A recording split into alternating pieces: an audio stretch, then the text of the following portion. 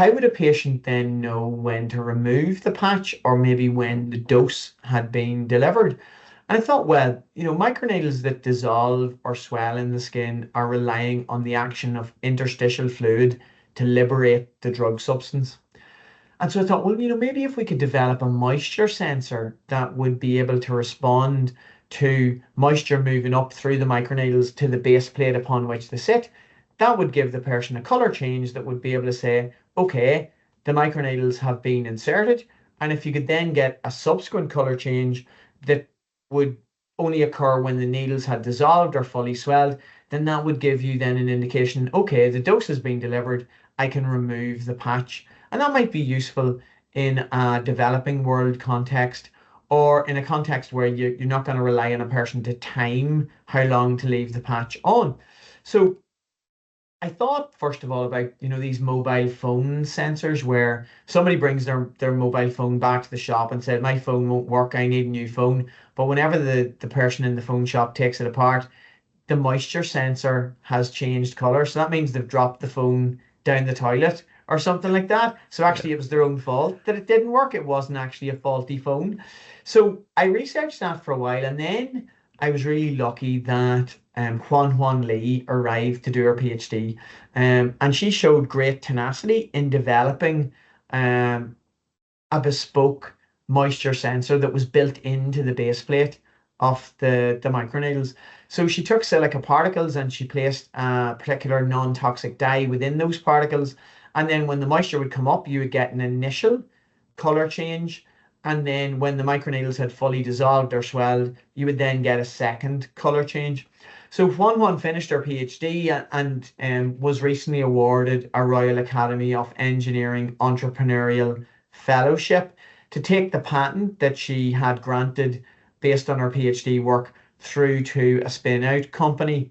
And she is now working on the overall plan for that company and of generating additional data to support any fundraising round that she will go through. So I think that that could be something that would be added on to anybody's microneedles, that it wouldn't have to be a technology that would only be embedded in our microneedles. It could be an off-the-shelf moisture sensor that could be integrated into any microneedle formulation and that would tell a patient when the microneedles have delivered their dose. And I think that can be something very positive for the field. And if anybody can deliver it, it's Huan. She is an absolute dynamo.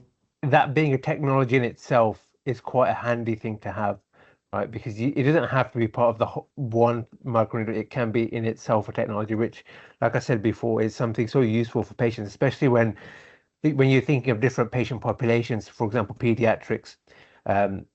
You as a parent, you'd want to know, is it working, right? It just gives that assurance. Absolutely. And I think that's what people will want to see, that they'll want assurance that the microneedles have been inserted and then ideally that the dose has been delivered.